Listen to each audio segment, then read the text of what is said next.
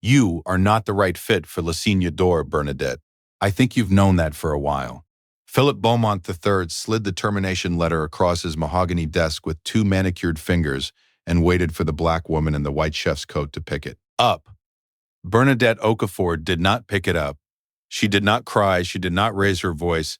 She looked across the desk at the man who had just fired her, 46 years old, third-generation Charleston hospitality royalty, French-cuffed shirt, mother-of-pearl cufflinks, and she set the manila folder she had brought into the meeting on top of his termination letter.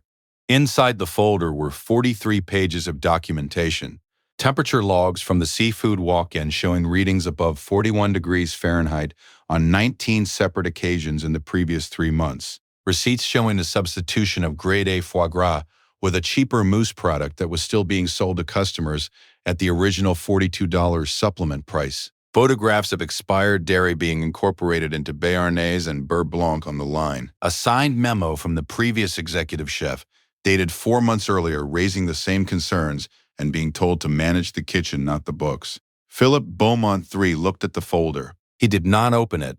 He slid it back across the desk toward her with the same two manicured fingers. He said, in the soft drawl that he used on suppliers and journalists, "Bernadette, sweetheart, you've made yourself very difficult. I'd suggest you take your folder and your attitude and leave the property before I have to call security."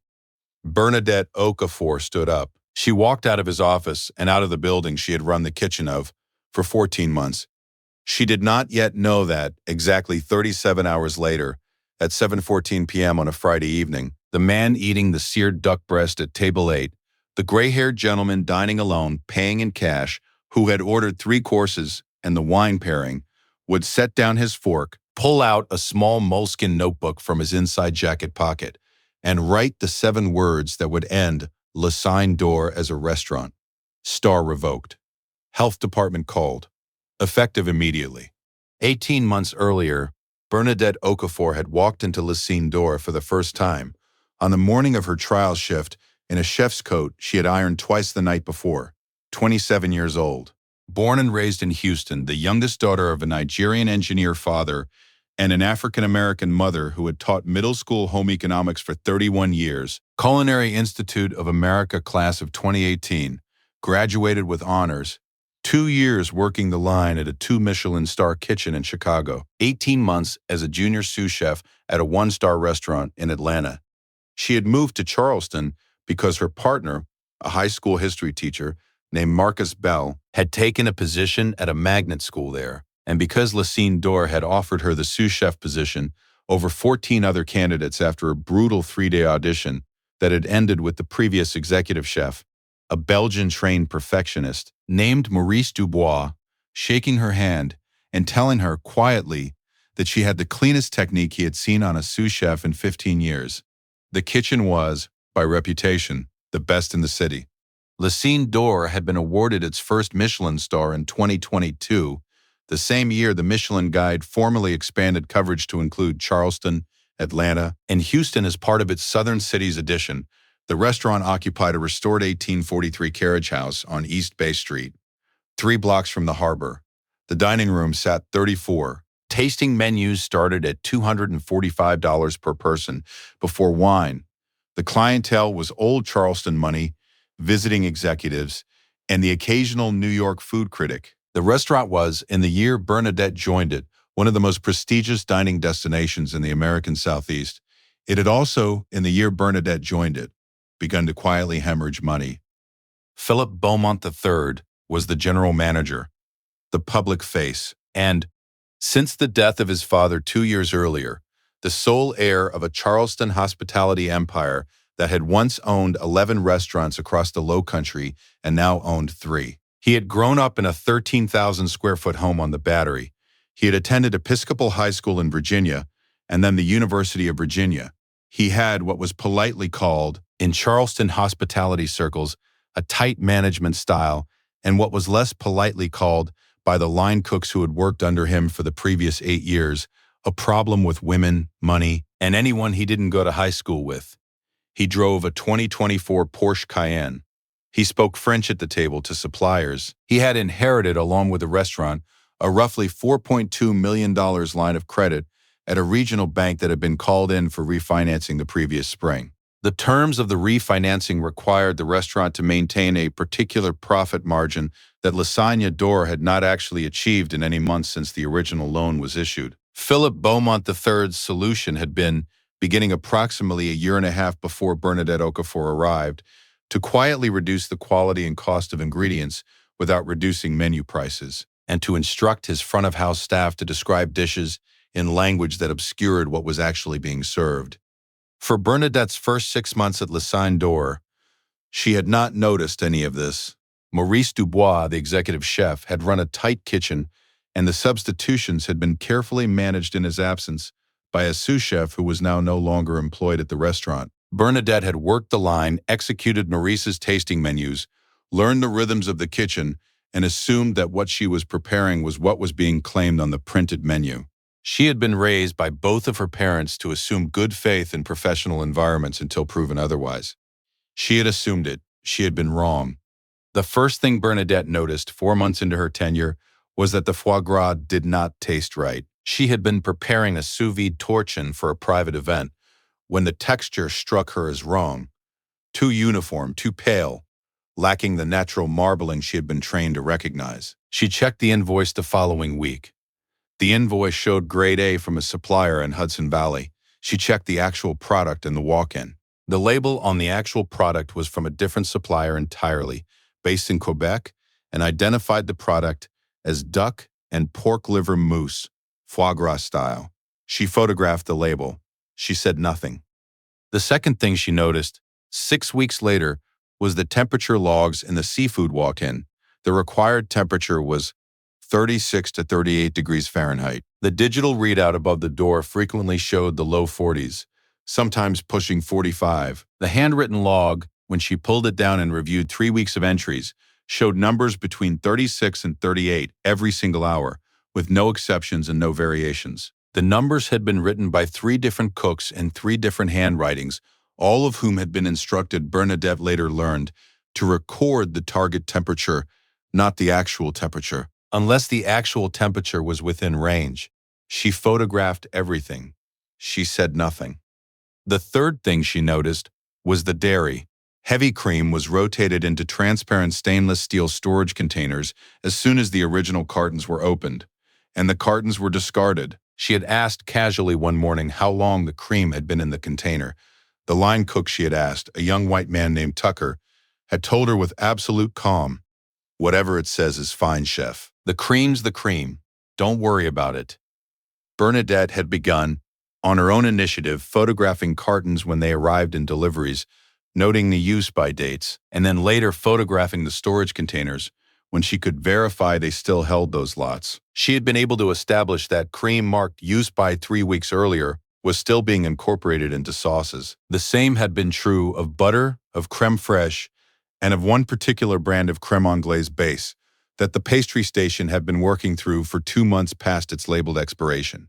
By her 9th month at Lasagna d'Or, Bernadette had assembled a folder of 43 pages of photographs, log copies, invoices, and her own dated notes. She had also, in the previous 6 weeks, executed 3 searches of the restaurant's small admin office on Sunday afternoons, when no one else was in the building. She had found a typed memo from Maurice Dubois, dated 4 months before his abrupt resignation, formally raising the same concerns she had been documenting. The memo had been responded to by Philip Beaumont III in a brief handwritten note that read, simply, "Maurice, manage the kitchen, not the books."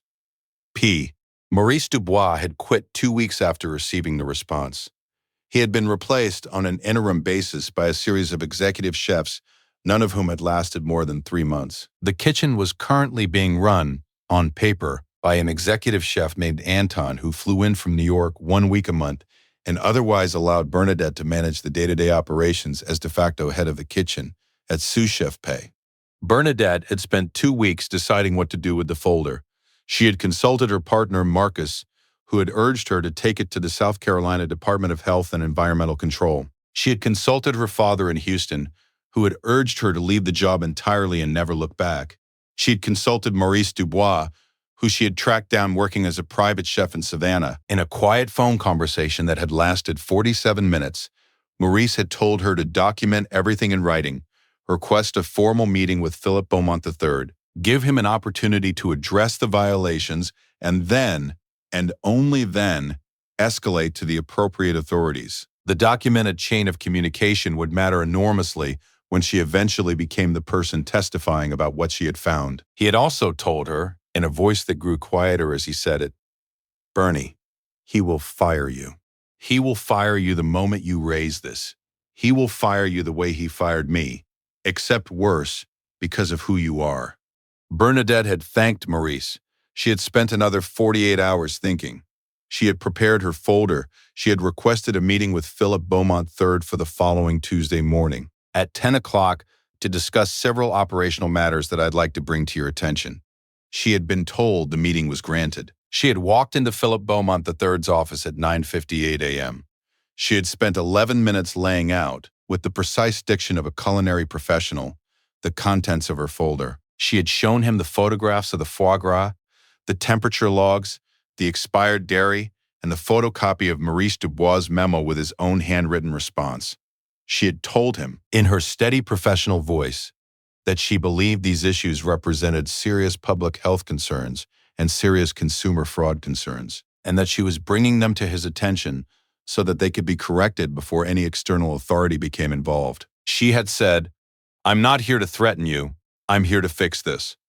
Philip Beaumont III had not interrupted her once.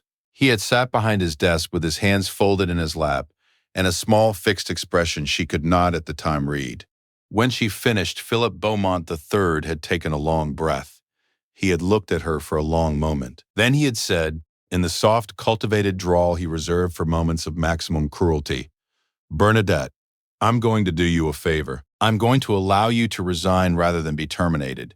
You will sign a non-disclosure agreement that my attorney will provide. You will receive 2 weeks of severance. You will leave this property today. The alternative is that I terminate you for cause specifically for the unauthorized after-hours entries into the administrative office that were captured on the surveillance camera you apparently did not notice, and your career in any kitchen in Charleston, and frankly anywhere in the Southeast, will be over before lunch. Do we understand each other?" Bernadette had looked at him. She had said in her same steady voice, "I won't be signing an NDA, Mr. Beaumont, and I won't be resigning. If you'd like to terminate me, please do so. I'd like the termination in writing." Philip Beaumont III had smiled. He had reached into the top drawer of his desk and removed a manila envelope that had clearly been prepared in advance. He had withdrawn a single sheet of paper. He had signed it. He had slid it across the desk, and he had said the words about her not being the right fit. She had refused to pick up either the letter or her own folder. She had walked out of his office. She had stopped briefly at her station in the kitchen to retrieve her personal knife roll, the one her parents had given her as a graduation gift from culinary school, with her name engraved in the steel, and she had walked out of the building. She had driven home. She had sat in her car in the driveway for 20 minutes. She had called Marcus at school during his lunch break. She had told him what had happened. Marcus had asked her one question. "Bernie, did you bring the originals?" "No. The originals are in the safe deposit box at the credit union. He has the copies." "What are you going to do?" Bernadette had taken a long breath. "Maurice told me Le Sign d'Or is being inspected for star recertification this month. The announcement went out 3 weeks ago. The inspector usually comes within 2 weeks. The inspector books a reservation under a false name, eats alone, pays in cash, and leaves quietly. The inspector never tells the restaurant who they are. By the time the restaurant finds out, it's already over." She paused, and she felt, for the first time since she had walked out of Philip Beaumont III's office, something that was not anger but was closer to a cold, focused, almost spiritual calm. That afternoon, Bernadette Okafor had spent 2 hours in her kitchen at home. She had written a single email. She had attached 14 of the most damning photographs from her folder. She had addressed it to the office of the South Carolina Department of Health and Environmental Control. She had CC'd the Charleston County Health Department, the South Carolina Restaurant and Lodging Association, and her own attorney. She had then sent a second email with the same attachments to a contact she had been given by Maurice Dubois 6 weeks earlier, a journalist at the Post and Courier who had been quietly investigating restaurant labor practices in the Charleston hospitality industry for 2 years. She had not contacted anyone at the Michelin Guide. The inspector would come on the inspector's own schedule. The inspector would find what the inspector found. That was how the system worked. The Michelin inspector arrived at La Signa d'Or at 6:47 p.m. the next evening, a Friday. He was a gray-haired man in his early 60s in a well-cut but unremarkable navy suit, wearing wire-rimmed glasses and carrying nothing but a slim leather wallet and a small notebook in his inside jacket pocket. He had made a reservation 3 weeks earlier under the name Henri Lambert with a Boston area phone number that connected to a voicemail he checked weekly. He was, in fact, an inspector who had worked for the Michelin Guide for 19 years, was based in New York, and had personally been responsible for the evaluation and recertification of La Signa d'Or's single star in each of the past 3 years. He had quietly enjoyed the restaurant in each of those previous visits. He had been looking forward, on this particular evening, to a pleasant dinner alone in a kitchen he respected. He was greeted at the door by the maître d', a young woman named Tara who did not recognize him, and who seated him at table 8, a single deuce by the window that looked out onto East Bay Street. He ordered the 7-course tasting menu. He ordered the wine pairing. He folded his linen napkin onto his lap. He took out his moleskin notebook and set it discreetly on the seat beside him. He began. The amuse-bouche was a small spoon of what was described by the server as Hudson Valley foie gras mousse with quince gel. The inspector took one bite. He set down the spoon. He wrote in small, precise handwriting, mousse, not foie gras, texture wrong, fat structure absent. Verify. The 2nd course was an oyster preparation. He held one oyster on his tongue for a long moment before swallowing. He wrote, off, aroma at limit, possibly mishandled in storage. Check temperature. He did not eat the 2nd oyster on the plate. By the 3rd course, a chilled corn veloute with crab in which the cream had a faint sourness that should not have been present. He had written, cream past peak, sourness on finish, dairy storage suspect. By the 5th course, a seared duck breast with a beurre blanc that had clearly been built on butter that had begun to break and had been emulsified back together with extra cream that itself tasted wrong. The inspector had stopped eating between courses. He was making notes. He was no longer tasting. He was investigating. He requested very politely a tour of the kitchen. The maître de Tara, flustered, told him that the kitchen was not generally accessible during service. The inspector smiled. He removed a single business card from a small leather case in his inside jacket pocket. He handed it to Tara. The color drained from her face. The card read, Michelin Guide, Inspector, International Hotels and Restaurants Division, Senior Inspector, Americas Region. Tara stood very still for approximately 4 seconds. Then she went to find Philip Beaumont III. What happened in the next 22 minutes inside the kitchen of La Signa d'Or was later reconstructed by the Post and Courier journalist, working from interviews with 3 line cooks, the dishwasher, and the pastry chef. Philip Beaumont III had attempted to greet the inspector with the warm Charleston charm he reserved for visiting dignitaries. The inspector had not returned the warmth. He had asked, in a very direct voice, to see the seafood walk in. He had stood in front of the digital readout which displayed 43 degrees Fahrenheit. He had asked to see the temperature log.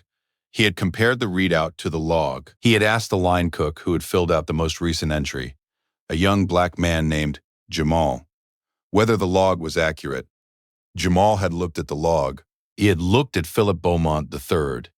He had looked at the inspector. He had said, no, sir, it is not. The inspector had then asked to see the foie gras product. He had read the label on the actual container in the walk-in. He had taken a photograph of the label with his phone.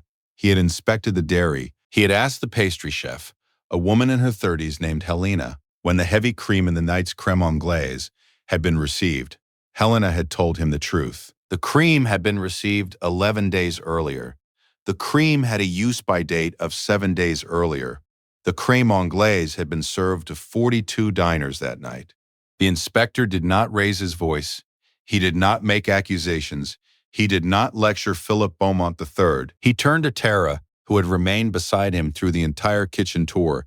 and he asked her to please bring him to a private space where he could make 2 phone calls. He was shown to the same office Bernadette Okafor had walked out of 37 hours earlier. He closed the door behind him. He made his first phone call to the head office of the Michelin Guide in Paris. The call lasted 4 minutes. He made his second phone call to the Charleston County Health Department's emergency complaint line. He identified himself by his real name, provided his Michelin credentials by reference number, and reported, in clipped professional language, that he had personally observed multiple Class A violations at a Michelin-starred restaurant currently operating with 37 diners in the dining room. He requested an immediate inspection. The county health department dispatched an inspector within 22 minutes. The inspector then opened his moleskin notebook. He wrote on a fresh page, "La Signa d'Or, Charleston, South Carolina. Star revoked. Health department called. Effective immediately." He paid his bill in cash. He left a 15% tip on the food he had not eaten. He walked out of the restaurant at 8:11 p.m. He did not look back. By 8:34 p.m., 2 county health inspectors had arrived at La Signa d'Or with cameras and clipboards. By 9:18 p.m., they had documented 11 Class A violations in the kitchen, including the temperature failures, the expired dairy, and what they would later describe in their report as evidence of systematic falsification of food safety records. By 10:02 p.m., they had ordered the restaurant closed for the night and posted a placard on the front door advising the public of the violations. By Saturday afternoon, photographs of the placard had been shared on Charleston Food's social media, an aggregate of approximately 90,000 times. By Sunday evening, the Post and Courier had published its investigation, the one that journalists had been preparing for 2 years, the one that Bernadette Okafor's email had supplied the photographic evidence to finalize. The article ran 4,200 words on the front page of the Sunday edition. It named Philip Beaumont III. It quoted from Maurice Dubois' memo. It quoted from Bernadette Okafor's documentation. It identified the substituted foie gras supplier, the falsified temperature logs, the expired dairy lots, and the systematic markup of substituted ingredients at original menu prices. By Monday morning, the Michelin Guide had issued a formal public statement removing La Signa d'Or's star and stating that the restaurant will not be eligible for reevaluation for a minimum of 3 years and only if substantial. Documented changes in ownership and operation can be verified. By Monday afternoon, the Charleston County District Attorney's Office had announced a criminal investigation. By Friday, the regional bank had called Philip Beaumont III's $4.2 million line of credit, effective immediately and in full. La Signa d'Or never reopened. The carriage house on East Bay Street sat empty for 9 months while the criminal investigation proceeded. Philip Beaumont III was ultimately charged with 31 counts, including consumer fraud, falsification of public health records, conspiracy, and 1 count of attempted intimidation of a witness. He pled out to 4 felony counts in exchange for the dismissal of the others. He was sentenced to 42 months in federal prison. He served 29. The Charleston hospitality empire his grandfather had founded in 1949 was liquidated to pay the criminal restitution, the civil settlements, and the called loan. The 13,000-square-foot home on the Battery was sold at auction 19 months after his conviction. Bernadette Okafor did not testify at Philip Beaumont III's plea hearing. She did not need to. The documentary evidence was overwhelming. She did, however, give a single on-the-record interview to the Post and Courier 6 weeks after the original article ran. The interview was brief.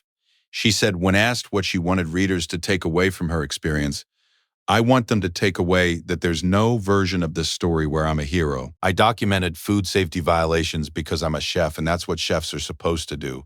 The story isn't that I'm extraordinary. The story is that what I did is supposed to be ordinary. The story is that Philip Beaumont fired me for doing my job, and the only reason this became a public story is because a Michelin inspector happened to walk in the next day. If he had walked in 2 weeks earlier, my story would have been different. If he had walked in 2 years earlier, Maurice Dubois's story would have been different. There are a lot of people who tried to do the right thing in kitchens like that one, and most of them are still just fired and unemployed. I happened to get lucky on the timing. That's the whole story." 6 months after La Signa d'Or closed, Bernadette Okafor opened her own restaurant in downtown Charleston in a smaller space 3 blocks from the harbor. She called it Aduni, after her paternal grandmother, a Yoruba word that meant we are sweet to have. The restaurant served low-country cuisine reimagined through the lens of West African ingredients and techniques. The kitchen was small. The staff was 12. The salary structure was published openly on the restaurant's website. The supplier list was published openly on the restaurant's website. The temperature logs in the walk-ins were digital, automated, time-stamped, and available for any line cook or guest to review on a tablet mounted beside the kitchen pass. Aduni received its own Michelin star in 2026, 2 years after opening in the guide's Southern Cities edition. The notice arrived by email at 9:14 a.m. on a Monday morning. Bernadette Okafor read the email 3 times. She did not cry. She closed her laptop. She walked into the empty dining room where her morning prep team was setting tables. She stood at the kitchen pass. She rang the bell once, lightly, the way she rang it at the start of every service. 12 faces turned toward her. She told them in her steady professional voice that they had earned a Michelin star. The kitchen erupted. 2 of her line cooks, a young black woman named Asha and a young Vietnamese man named Lin, began to cry.